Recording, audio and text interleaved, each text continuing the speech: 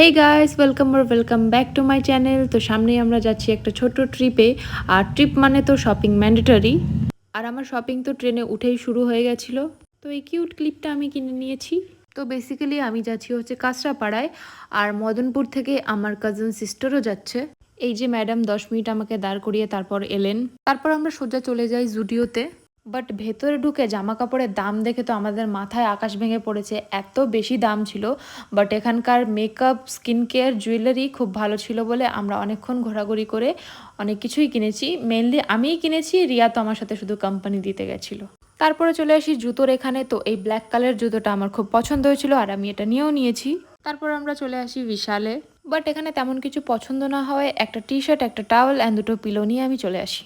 তো সেদিন আমরা মোটামুটি সারা কাঁচরাপাড়া ঘুরে নিয়েছিলাম, বাট আমাদের কোথাও তেমন ড্রেসেস পছন্দ হচ্ছিল না। লাস্টলি যখন স্টাইল বাজারে এসে কিছু পছন্দ হলো এবং আমরা কেনাকাটা করলাম, বাট সেখানে এসে আমরা ব্লগ করতেই ভুলে গেছি, যেহেতু অনেকটা রাত হয়ে যাচ্ছিলো এবং খুব তাড়াহুড়ো ছিল।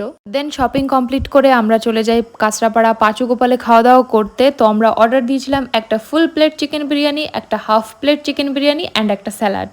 তো খাওয়া দাওয়ার শেষে আমরা দৌড়ে দৌড়ে ট্রেনটা ধরে নিলাম। আর সেদিন অনেকটা রাত হয়ে যাওয়ায় আমি মদনপুরেই, মানে দিদির শ্বশুরবাড়িতেই আমি সেদিন থেকে গেছিলাম। তাহলে আজকের ব্লগটা এখানেই শেষ করছি। দেখা হচ্ছে নতুন কোনো ব্লগে। টিল দেন সবাই খুব ভালো থেকো, বাই।